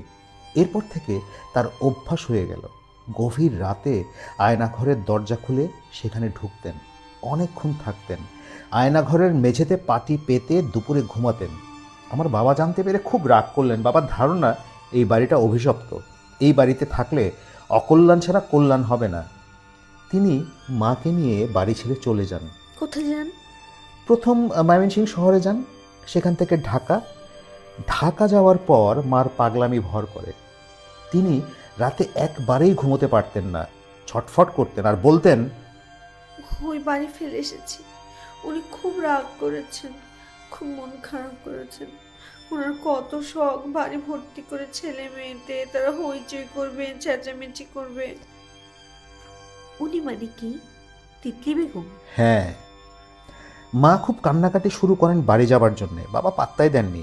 বাবা বলতেন, ওই বাড়িতে থাকার জন্য তোমার মাথার দোষ হয়েছে, আমি ওখানে তোমাকে নিয়ে যাব না। বাবা নিয়ে যাননি, মার মৃত্যু হয় ঢাকাতেই। তোমার কি মনে হয় না তোমার বাবা ভুল করেছিলেন? না, মনে হয় না। বাবা যুক্তিবাদী মানুষ ছিলেন, মার মনের ভ্রান্তিকে তিনি আমল দেননি। তুমি নিশ্চয়ই মনে করো না আয়নাঘরে এখন একজন মৃত মানুষ বাস করে? জগৎ বড়ই রহস্যময় তাহের। মোটেও রহস্যময় না। জগৎ কঠিন নিয়ম শৃঙ্খলায় বাঁধা। প্রকৃতি কখনো কখনো কোনো নিয়মের ব্যতিক্রম হতে দেয় না। রহস্যের বাস মানুষের মনে। আসলে মানুষের মনেই রহস্য লালন করে, যেমন তুমি করো। কত আয়োজন করে জ্যোৎস্না দেখলে। জ্যোৎস্নার যে সৌন্দর্য তার সবটাই তুমি আরোপ করেছো। জ্যোৎস্না কি? সূর্যের আলোর প্রতিফলন, আলো। একে নিয়ে আমরা মাতামাতি করি, অথচ একে নিয়ে মাতামাতি করার কিচ্ছু নেই, কিন্তু তুমি করছো। তোমার মতো অনেকেই করছে। কবিতা লেখা হচ্ছে, গান লেখা হচ্ছে। আজ জ্যোৎস্না রাতে সবাই গেছে বনে। লিলিয়ান বারান্দায় এসে দাঁড়িয়েছে। সালাম সব কাজ ফেলে এক দৃষ্টিতে তাকিয়েছে লিলিয়ানের দিকে। লিলিয়ান বাংলায় বলল, আপনাদের পাঠানো খাবার উত্তম হয়েছে, পান খুবই উত্তম হয়েছে। সালাম কিছুই বলছে না, তাকিয়ে আছে এক দৃষ্টিতে। মনে হচ্ছে লিলিয়ানের কথা তার কান দিয়ে ঢুকছে না। লিলিয়ান আবার বলল, আমি আমাদের এই বাগান প্রাতকালে পরিচ্ছন্ন করব। আমি কিছু লেবারার নিয়োগ করব। দয়া করে আমাকে সাহায্য করবেন। আপনি কি আমার বাংলা ভাষা বুঝতে পারছেন? সালাম কিছু বলল না, সিঁড়ি দিয়ে নিচে নেমে গেল। তাহের বলল, বিদেশি উচ্চারণে তোমার অদ্ভুত বাংলা সে কিছুই বোঝেনি, বোঝার চেষ্টাও করেনি। আমি বুঝতে পারছি না, আর সালাম বুঝবে? সে হা করে তাকিয়েছিল তোমার দিকে। যাই হোক, এসে বসো এখানে, জ্যোৎস্না দেখো। লিলিয়ান বসলো। তাহের হাই তুলতে তুলতে বলল, ওই ক্যাপাচিনো কফি খেতে পারলে ভালো হতো। যা ঘুম পাচ্ছে বলার না। চারটাকে ঘুমের ট্যাবলেটের মতো লাগছে, যতই দেখছি ততই ঘুম পাচ্ছে। আচ্ছা ভালো কথা, জঙ্গল পরিষ্কারের কথা কি বলছো? ওইসব মাথা থেকে দূর করো। না, দূর করব না। আমি বাগান পরিষ্কার করব, বাড়ি ঠিকঠাক করব। আমাদের এত সুন্দর বাড়ি এভাবে পড়ে থাকবে? ও সুন্দর দেখলে কোথায়? আমার কাছে সুন্দর লাগছে। আচ্ছা ধরে নিলাম সুন্দর, কিন্তু কে থাকবে এই সুন্দর বাড়িতে? আমরা থাকবো, আমাদের ছেলেমেয়েরা থাকবে। এরা বাগানে খেলবে, আমি এদের জন্য দোলনা বানাবো। জ্যোৎস্না রাতে বাচ্চাদের হাত ধরে আমরা নদীর পাড়ে হাঁটবো, আর একটা বড় নৌকা কিনবো। নদীর ঘাটে নৌকাটা বাঁধা থাকবে। আল্লাহ, কি বলছো পাগলের মতো? আমার মনের ইচ্ছা কথা তোমাকে বলছি। লোকালয়ে ছেড়ে আমরা এই বনে পড়ে থাকবো? হ্যাঁ। তোমার কি হয়েছে লিলিয়ান? আমি না বুঝতে পারছি না। আমার মনে হয় ঘুমের অভাবে তোমার চিন্তা শক্তি এলোমেলো হয়ে গেছে। ভালো করে ঘুমাও, দেখবে মাথা থেকে ভূত নেমে গেছে। আর চলো শুয়ে পড়ি। তুমি শুয়ে পড়ো, আমি খানিকক্ষণ বসি। আচ্ছা বসো, আমি তাহলে এখানেই শুয়ে থাকি। তোমার যখন জ্যোৎস্না দেখা শেষ হবে আমাকে ডেকে দিও। একটুক্ষণ জেগে থাকো না, আমার খুব গল্প করতে ইচ্ছা করছে। আমি চেষ্টা করছি জেগে থাকার লিলি, তুমি গল্প করো। আমার পক্ষে গল্প করা সম্ভব না। আমার পক্ষে যা সম্ভব তা হচ্ছে হাই তোলা। ওই কাজটা আমি দায়িত্বের সাথে করে দিচ্ছি। তাহের দেয়ালে হেলান দিয়ে চোখ বন্ধ করল। মনে হচ্ছে সে ঘুমিয়ে পড়েছে। লিলিয়ান গলাস্বর অনেকখানি নিচে নামিয়ে বলল, আমি তোমাকে কতখানি ভালোবাসি তাকে তুমি জানো? তাহের চোখ না মেলেই বলল, হ্যাঁ জানি। কিভাবে জানো? বলতে চাচ্ছি না, বললে লজ্জা পাবে। আমি লজ্জা পাবো না, তুমি বলো, আমার শুনতে ইচ্ছে করছে। তোমার শুনতে ইচ্ছা করলো, আমি বলতে ইচ্ছা করছে না। আমার ঘুমোতে ইচ্ছা করছে। আচ্ছা আমি কি তোমার কোলে মাথা রেখে ঘুমাতে পারি? হ্যাঁ পারো। আমি কিন্তু সারা রাত এখানেই বসে থাকবো, তুমি এভাবেই ঘুমোবে। তোমার মধ্যে পাগলামির বীজ আছে লিলিয়ান, আমার ধারণা বেশ ভালো মতো আছে। হয়তো আছে। এই মুহূর্তে আমার কি মনে হচ্ছে জানো? আমার মনে হচ্ছে এই যে তুমি আমার কোলে মাথা রেখে শুয়ে আছো, কেউ একজন তা দেখছে, খুব আনন্দ নিয়ে দেখছে। আচ্ছা এই কেউটাকে? ভূতপ্রেত? বুঝতে পারছি না, তবে তার উপস্থিতি অনুভব করছি। এ বাড়িতে তোমাকে বেশি দিন রাখা ঠিক হবে না। তোমার ব্রেন পুরোপুরি নষ্ট হবার আগেই আমাদের চলে যেতে হবে। সালাম উঠে এসেছে। তাহের লিলিয়ানের কোলে মাথা রেখে শুয়ে আছে দেখেও সে অস্বস্তি বা লজ্জা কোনোটাই বোধ করল না।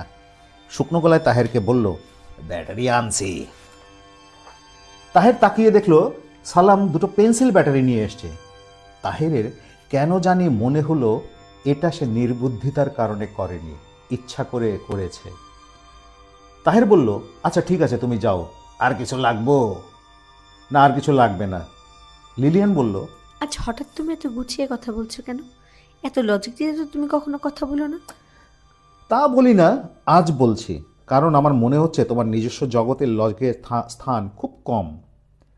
তোমার লজিক ভালো থাকলে তুমি কখনোই আমাকে বিয়ে করতে না, আর করলেও ভালো মতো খোঁজ খবর নিয়ে করতে। আমি কে, আমার বাবা মা কোথায়, কয় ভাই বোন, কোনো প্রশ্ন না, কোনো কৌতূহল না, স্বপ্নে পাওয়া মানুষের মতো বলে ফেললে আমি বাকি জীবনটা তোমার সাথে কাটাতে চাই। আমি কি ভুল করেছি? তুমি ভুল করেছো কি না তা এই মুহূর্তে আমি বলতে পারবো না, তুমি নিজেও বুঝবে না। আজ থেকে 10-15 বছর পরে ধরতে পারবো। কিভাবে ধরবো? আমাকে বিয়ে করার সময় আমার সম্পর্কে তোমার কিছু প্রত্যাশা ছিল। আমি যদি মেটাতে পারি তাহলে বুঝতে হবে তুমি বিয়ে করে ভুল করনি। মজার ব্যাপার হচ্ছে আমি নিজেও এখনো জানি না কোন প্রত্যাশা নিয়ে তুমি আমাকে বিয়ে করেছো। জানলে মেটাবার চেষ্টা করতাম। তোমার প্রতি আমার কোনো প্রত্যাশা নেই, আমাকে তোমার পাশে থাকতে হবে, এটা হলো নিয়তি। তাহের একটা সিগারেট ধরাতে ধরাতে বলল, নিয়তি হচ্ছে আর একটা বাজে কথা। যারা দুর্বল মানুষ, অর্থাৎ যারা দুর্বল লজিকের মানুষ, নিয়তি তাদের একটা প্রিয় শব্দ। এই শব্দ আমাদের ভুলে যাওয়া উচিত। অভিধান থেকে এই শব্দ তুলে দেওয়া উচিত। পৃথিবীর সব ভাষার অভিধানে কিন্তু এই শব্দটি আছে। নিয়তি বলে কিছু আছে বলেই হয়তো বা আছে। তুমি একটা হাস্যকর যুক্তি দিলে লিলিয়ান। অভিধানে দৈত্য শব্দটাও আছে, পরী আছে, ড্রাগন আছে, মৎস্যকন্যা আছে। তুমি কি কখনো দৈত্য, পরী, ড্রাগন দেখেছো? পৃথিবীর কেউ কি দেখেছে? না, দেখেনি। আচ্ছা, এত রেগে যাচ্ছ কেন তুমি? চলো ঘুমোতে যাই। তাহের মুখে বলছিল তার ঘুম ছুটে গেছে, বাস্তবে দেখা গেল বিছানায় শোয়া মাত্র তার নাক ডাকতে শুরু করেছে সে। হ্যারিকে নিভিয়ে লিলিয়ান এসে পাশে ছুঁয়েছে। তার ঘুম আসছে না। জানালা গলে জোছনা এসে পড়েছে তাদের খাটের এক মাথায়। কি যে সুন্দর লাগছে দেখতে। বাইরের বাগানে পাখি ডাকছে। লিলিয়ান কোনো বইয়েও পড়েছিল রাতে কখনো পাখি ডাকে না। বইয়ের তথ্য ঠিক ঠিক না, অনেক পাখিই তো ডাকছে এখানে। ঝিঝির ডাকের সঙ্গেও বোধহয় পাখি ডাকের এক ধরনের সম্পর্ক আছে। ঝিঝির ডাক যখন থামছে তখনই শুধু পাখি ডাকছে। ঝিঝি এবং পাখি দুটো একসঙ্গে ডাকছে না। শোবার ঘরের দরজায় খুট করে শব্দ হলো। কে যেন দরজায় হাত রেখেছে। এই ঘরের দরজা ভেতর থেকে বন্ধ করা যায়নি। দরজায় ছিটকিনিতে জং পড়েছে, কিছুতেই নাড়ানো যায় না। কেউ যদি সত্যি সত্যি এসে থাকে সে অল্প ধাক্কা দিয়ে দরজা খুলতে পারবে। আশ্চর্য তো, দরজা খুলে যাচ্ছে। লিলিয়ান তাহেরের গায়ে হাত রাখলো। তাহের ঘুমের মধ্যেই বলল, কি করো? লিলিয়ান হাত সরিয়ে নিল। সে খোলা দরজার দিকে তাকিয়ে আছে। তার মনে হচ্ছে দরজার ওপাশে কেউ একজন আসছে। সে গভীর আগ্রহ নিয়ে তাকে দেখছে। লিলিয়ান বলল, কে? ফিসফিস করে কেউ একজন জবাব দিল, খুব হালকা স্বরে, যা বাতাসে ভেসে চলে যায়। লিলিয়ান খুব সাবধানে বিছানা ছেড়ে নামলো, এগুলো দরজার দিকে। তার মুঠে ভালো লাগছে না, বরং ভালো লাগছে না। দরজার ওপাশে কেউ নেই, ফাঁকা সিঁড়ি। রেলিং গোলে জোছনা পরে অপূর্ব সব নকশা তৈরি হয়েছে। নকশার ভেতর দিয়ে হাঁটতে কেমন লাগবে? লিলিয়ান হাঁটছে। হাঁটতে হাঁটতে সে আয়নাঘরের সামনে চলে এলো। আয়নাঘরের দরজা ভেজানো। তার ইচ্ছা করতে লাগলো ভেজানো দরজা ঠেলে ভেতরে ঢুকতে। ভেতরটা নিশ্চয়ই অন্ধকার। দরজা খুলে দিলে চাঁদের আলো কি ঘরে ঢুকবে? লিলিয়ান দরজা খুলল। চাঁদের আলো ঘরে ঢুকছে। আয়নার একটা অংশ আলোকিত হয়ে আছে। কি সুন্দর লাগছে দেখতে। শোবার ঘর থেকে ঘুমের ঘোরে তাহির ডাকলো, লিলিয়ান। শোবার ঘরে যেতে ইচ্ছে করছে না। আয়নাঘরের মেঝেতে পাটি পেতে শুয়ে থাকতে ইচ্ছে করছে। কোনো পাটি ছাড়াও সিমেন্টের মেঝের উপর শুয়ে থাকা যায়। এই ঘরের মেঝে কালো সিমেন্টের, খুব মসৃণ, কেমন ঠান্ডা ঠান্ডা ভাব। তাহের আবার ডাকলো, লিলিয়ান। এবার বোধহয় সে জেগে উঠেছে। লিলিয়ান ক্লান্ত গলায় বলল, কি? পানি খাবো। আনছি। পানির গ্লাস নিয়ে লিলিয়ান আবার শোবার ঘরে চলে এলো। তাহেরের গায়ে হাত রেখে মনে মনে বলল, আই লাভ ইউ। যদিও মনে মনে বলার প্রয়োজন ছিল না, তাহের ঘুমিয়ে আছে। এই বাক্যটি শব্দ করেও বলা যেত, তবু কিছু কিছু কথা আছে মনে মনে বলতেই ভালো লাগে। খুব ভোরে পাখির কিচকিচ শব্দে লিলিয়ানের ঘুম ভেঙেছে। এত পাখিকে সে একসঙ্গে কখনো ডাকতে শোনেনি। তাহারিকে ডেকে তুলে পাখির গান শোনাতে ইচ্ছে করছে। ডেকে লাভ হবে না, এত ভোরে সে কিছুতেই উঠবে না। ছুটির দিনে 9টা-10টার আগে তার ঘুম ভাঙে না। এখন তো প্রতিদিনই ছুটি। লিলিয়ান বিছানা ছেড়ে বাগানে গেল। কাল রাতে যে বাগানটাকে ভয়াবহ জঙ্গল বলে মনে হচ্ছিল, এখন তো মনে হচ্ছে না। ঝোপঝাড় ঠিকই আছে, ঝোপঝাড়ের জন্যই ভালো লাগছে। বাগানটা বেশ বড়, বেশিরভাগ গাছই তার অচেনা। তাহেরের কাছ থেকে গাছের নামগুলো জেনে নিতে হবে। একটা বড় গাছের সামনে লিলিয়ান থমকে দাঁড়ালো। এই গাছটা তার চেনা চেনা লাগছে, মনে হচ্ছে অলিভ গাছ। এই দেশে কি অলিভ গাছ হয়? এক এক দেশে তো এক এক রকম গাছ, সেই হিসেবে মানুষেরও তো এক এক রকম হওয়া উচিত। এই বিষয়ে তাহেরের মতামতকে জিজ্ঞেস করতে হবে। একটা গাছের নিচটা বাঁধানো, এখানে বসে সকালের ব্রেকফাস্ট করলে কেমন হয়? তাহলে সে হয়তো আবার মুখ বাঁকিয়ে বলবে। তুমি কিন্তু বাড়াবাড়ি করছো। লিলিয়ানের ধারণা সে মোটেই বাড়াবাড়ি করছে না। এই যে বাগানে ঘুরে বেড়াচ্ছে, এটা কি বাড়াবাড়ি? নিশ্চয়ই বাড়াবাড়ি না। সে দেখছে মোট কত ধরনের গাছ আছে। ইস্কান্দার আলীর সঙ্গে বাগানেই লিলিয়ানের দেখা হলো। তিনি সকালে নাস্তা করে এদিকে আসছেন, এক হাতে টিফিন ক্যারিয়ার, অন্য হাতে ফ্লাস্ক। লিলিয়ানকে দেখে তিনি থমকে দাঁড়ালেন। লিলিয়ান বলল, গুড মর্নিং। তিনি হাসি মুখে মাথা নাড়লেন। লিলিয়ান বাংলায় থেমে থেমে বলল, আপনি কেমন আছেন? ইস্কান্দার আলী থতমত খেয়ে বলল, জি ভালো। এইখানে কি করেন? আমি বাগান দেখছি। বাগানে দেখার কিছু নাই, সাপের আড্ডা। প্রতি বছর 1-2টা গরু মরে। সাপ চিনেন তো? জি, আমি সাপ চিনি। বড়ই ভয়ঙ্কর জিনিস।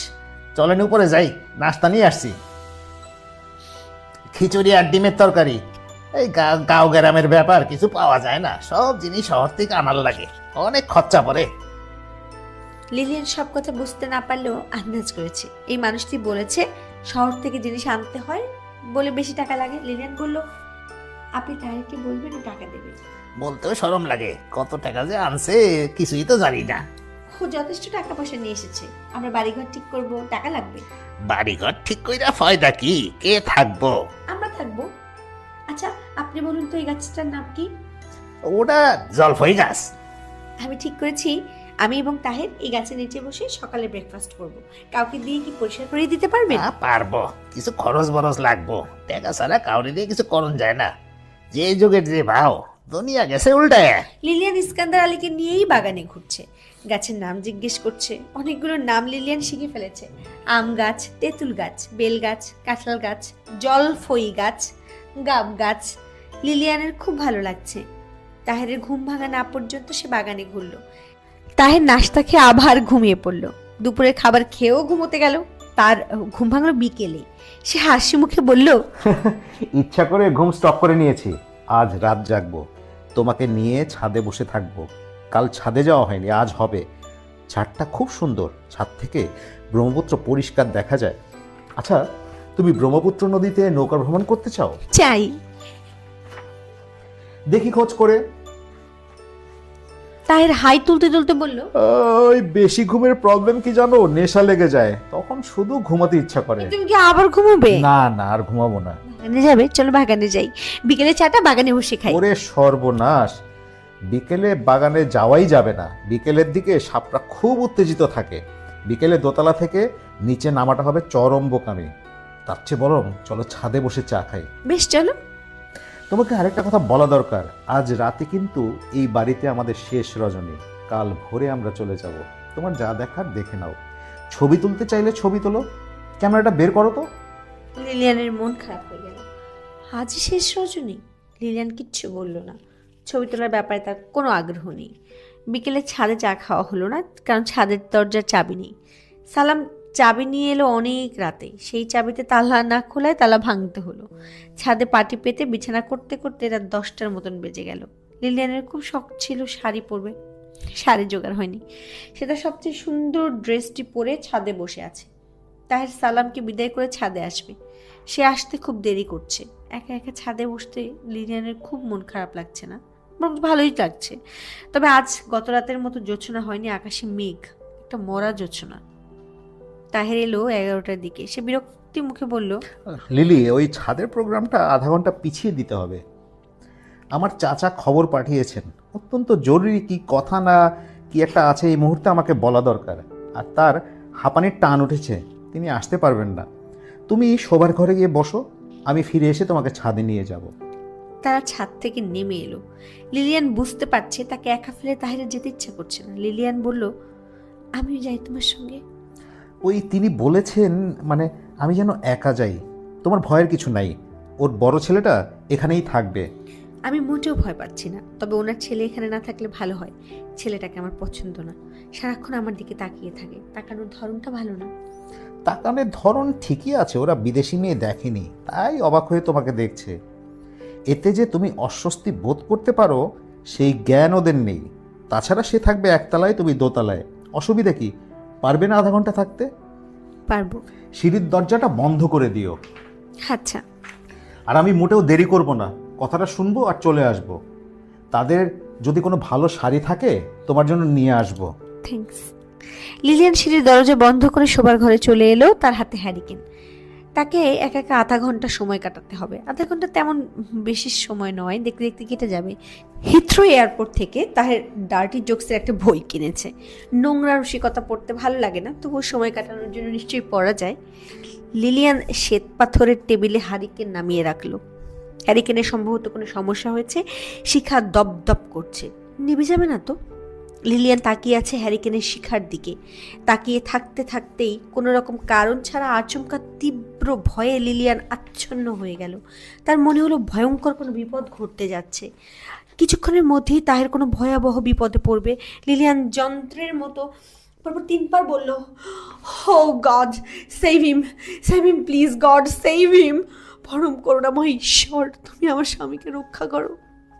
লিলিয়ানের সামনে রাখা হারিকেন নিভে গেল। সে স্পষ্ট শুনল খুব হালকা পায়ে কে যেন আসছে তার ঘরের দিকে। যে আসছে তার পা ছোট ছোট, সে পা ফেলছে খুব সাবধানে।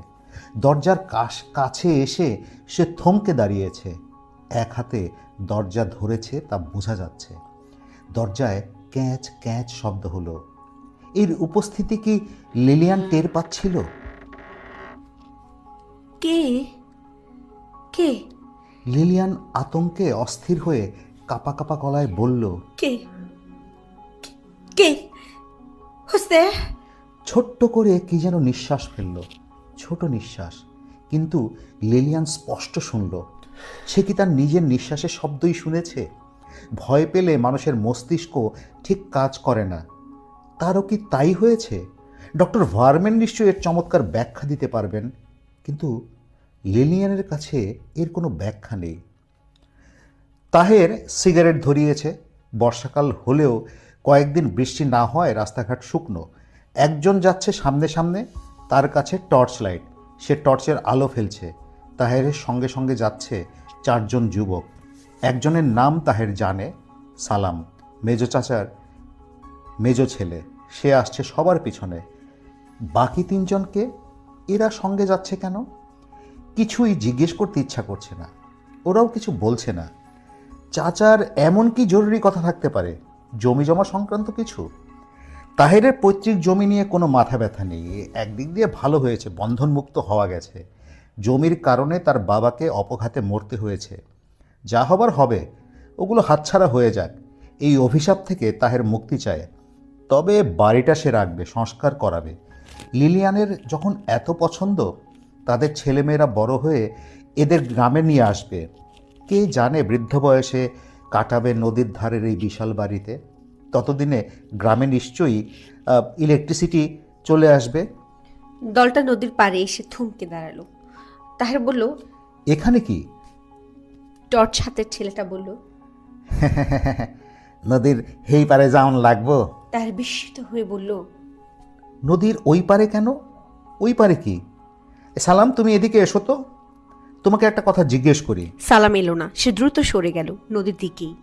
সেখানে ঝাঁকড়া একটা পাকুর গাছ, পাকুর গাছের ডালের সঙ্গে নৌকা বাঁধা। চাঁদ ওঠেনি, চারিদিকে অন্ধকার। নক্ষত্রের আলোয় কিছুই দেখা যাচ্ছে না।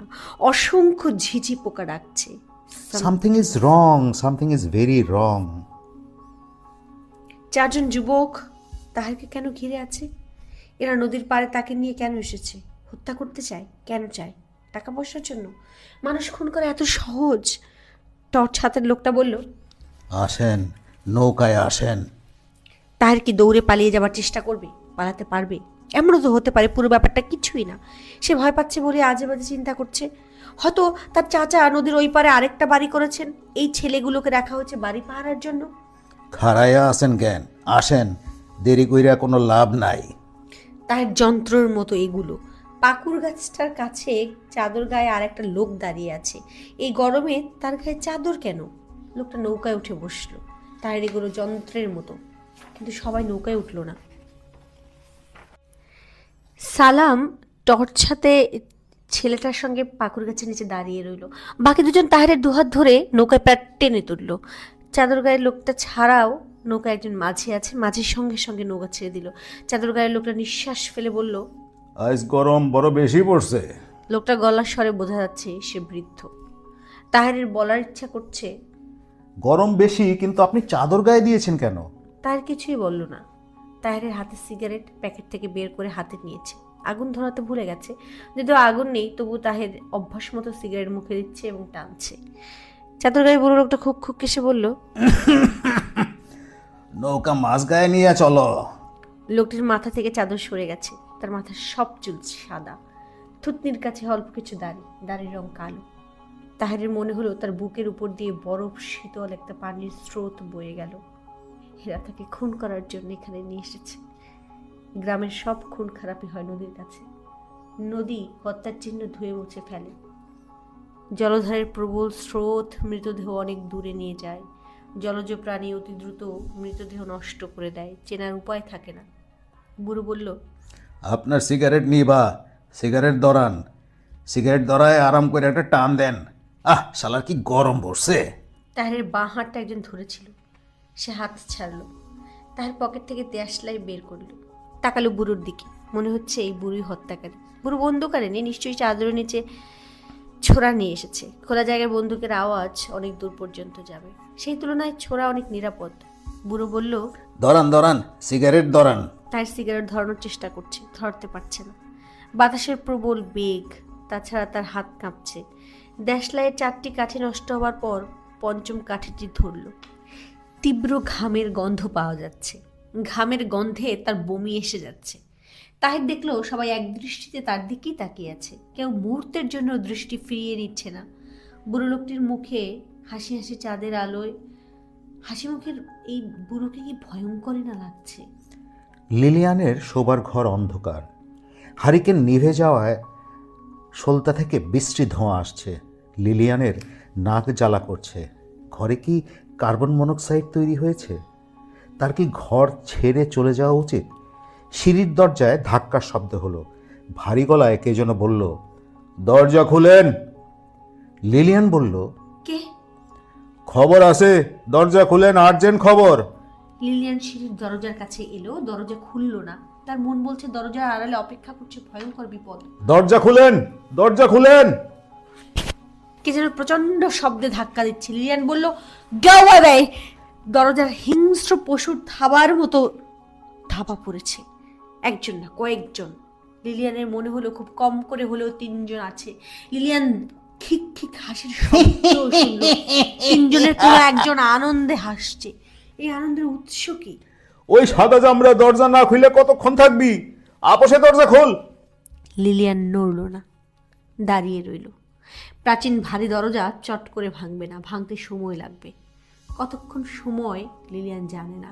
তাহের ফিরে আসা পর্যন্ত কি দরজা তাকে রক্ষা করবে? কিন্তু তাহের ও কেমন আছে? তারও কি লিলিয়ানের মতোই বিপদ হয়নি? সে কি ফিরে আসতে পারবে? অনেকদিন পর লিলিয়ান তার মাকে ডাকলো, ফিস ফিস করে বলল, মা, আমি খুব বিপদে পড়েছি। প্রচন্ড শব্দ হচ্ছে দরজায়। এরা দরজা ভাঙার চেষ্টা করছে। লিলিয়ান কাঁপা গলায় বলল, ঈশ্বর, আমাকে তুমি রক্ষা করো, দরজার সামনে থেকে ওদেরকে তাড়িয়ে দাও। লিলিয়ান সরতে পারছে না। দরজার সামনে থেকে তার সরে যাওয়া উচিত। তার পা শীষের মতো ভারী হয়ে আসছে। দরজার বাইরের মানুষগুলো পশুর মতন গর্জন ওই ভাঙ করছে। ভাঙ ভাঙ, দরজা ভাঙ, ভাঙ্গে ধর সাদা চামড়া রে।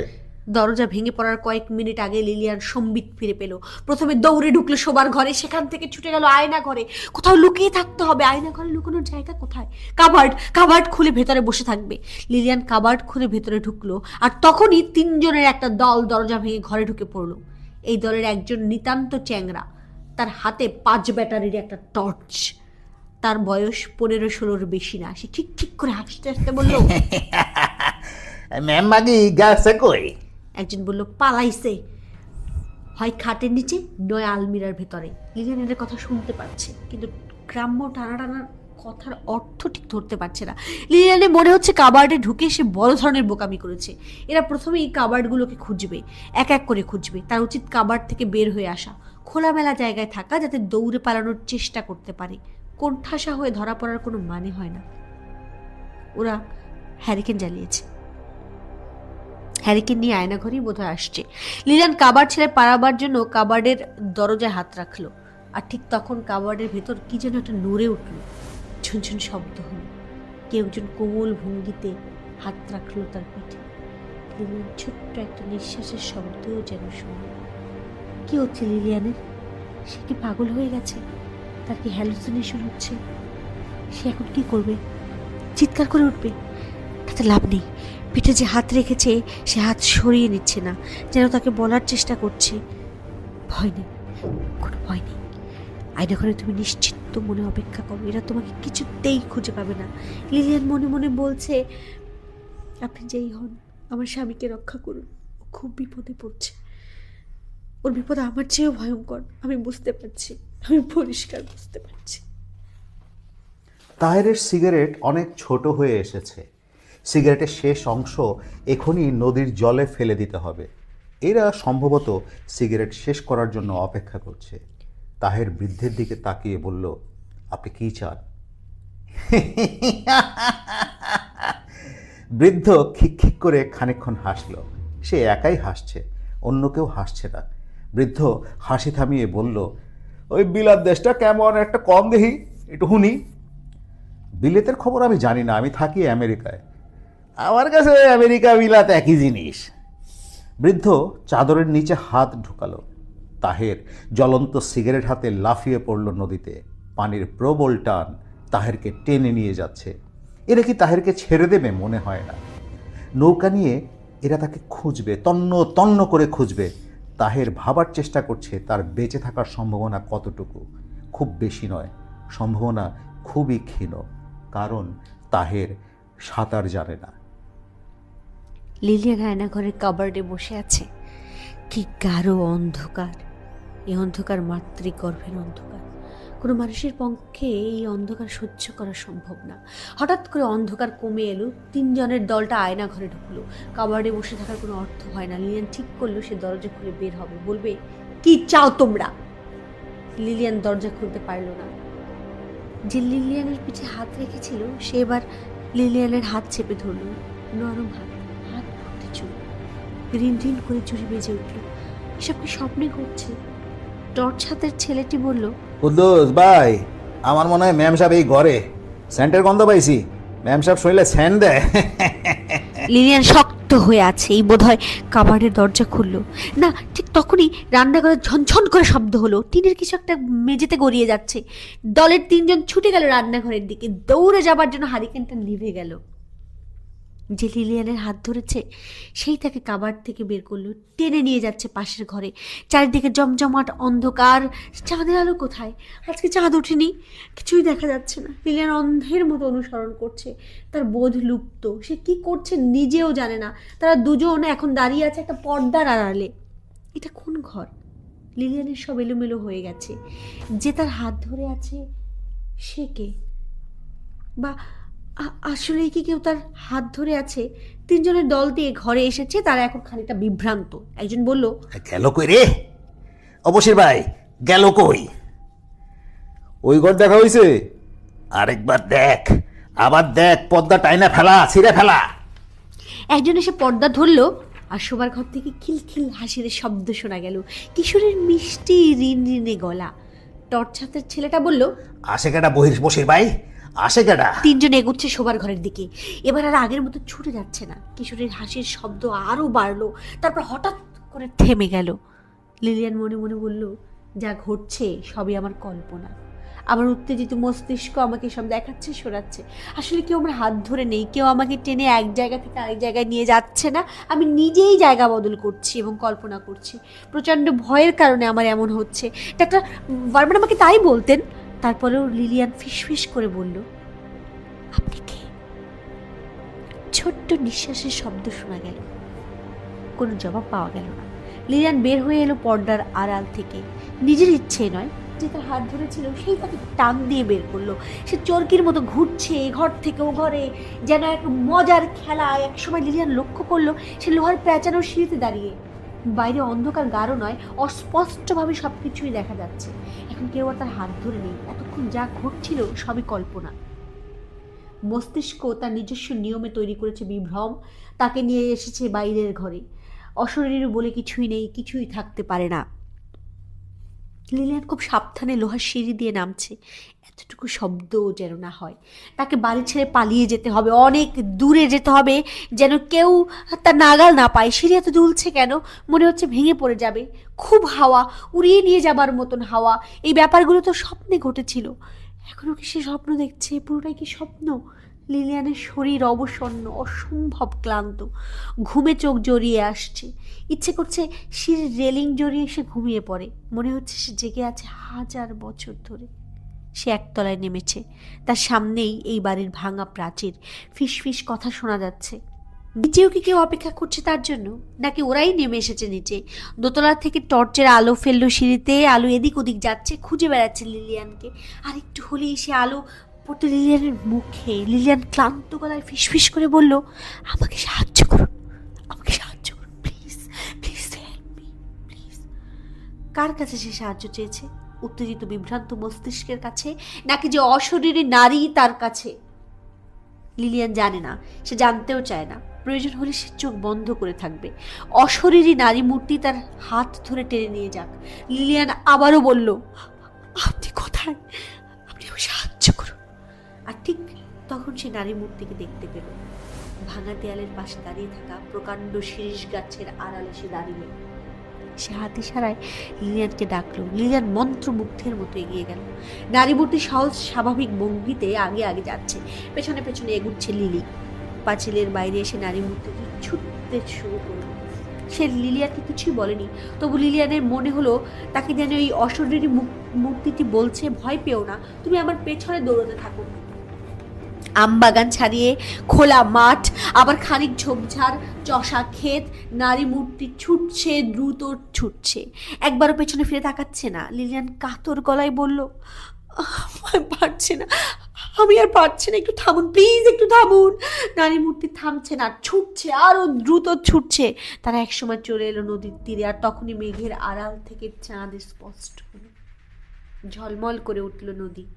নদীর ওই পারের বনভূমি।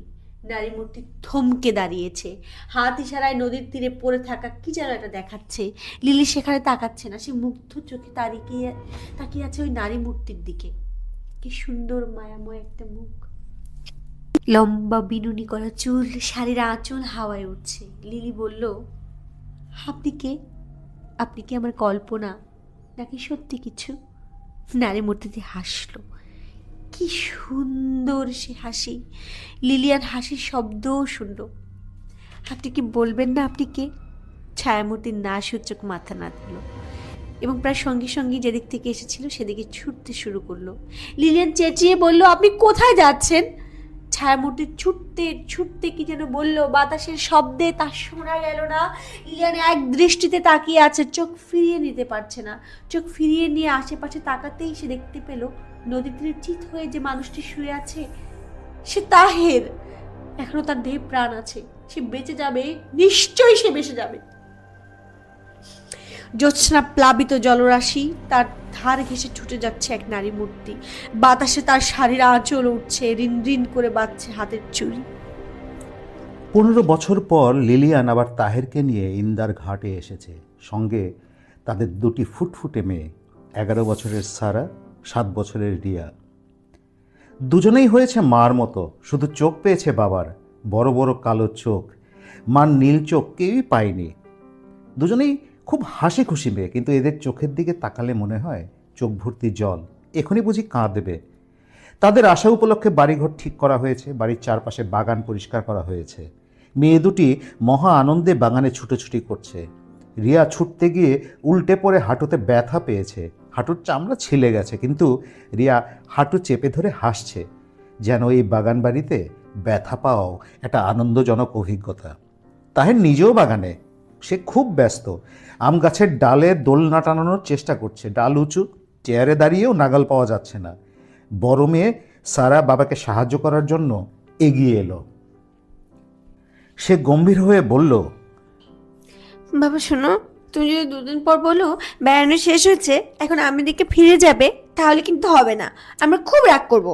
তাহলে আমাকে কি করতে হবে? এখানে থাকতে হবে। কতদিন? For eternity. হাসির শব্দে লিলিয়ান এসে দোতলার বারান্দায় দাঁড়ালো। তাহের উঁচু গলায় বলল, এই যে বিদেশিনী, দয়া করে মগ ভর্তি ক্যাপাচিনো কফি বানিয়ে নিচে এসে আমাকে সাহায্য করো।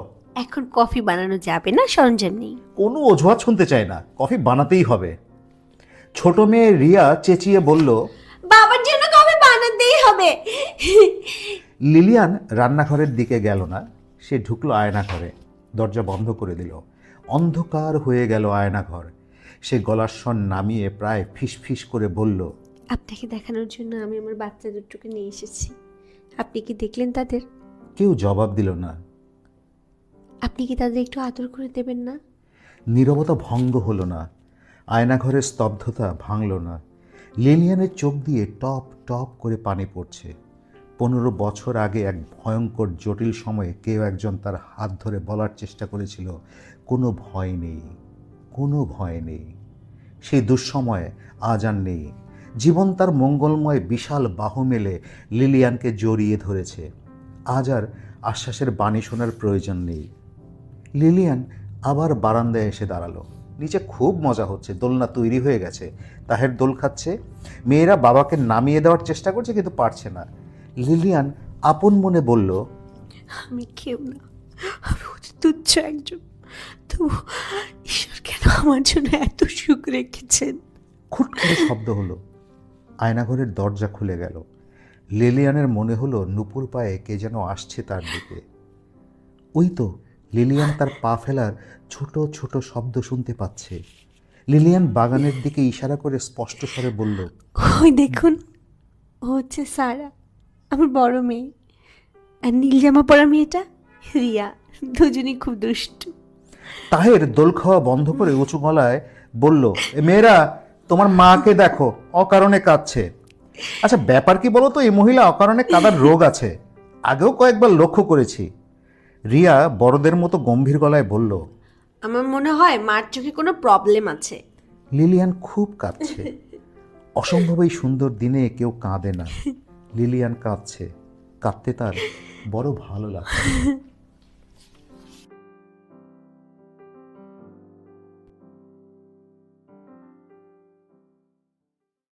বিচিত্র স্টেশনের বিচিত্র সাসপেন্সে আজ আপনারা শুনলেন প্রখ্যাত কথা সাহিত্যিক, গল্পের জাদুকর হুমায়ুন আহমেদের গল্প আয়নাঘরের দ্বিতীয় এবং অন্তিম পর্ব।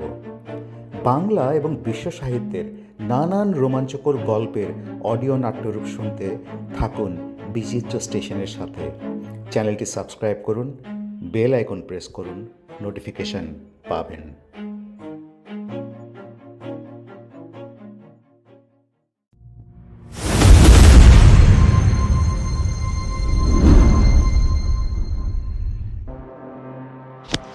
বিচিত্র সাসপেন্স, পুরোটাই উত্তেজনা।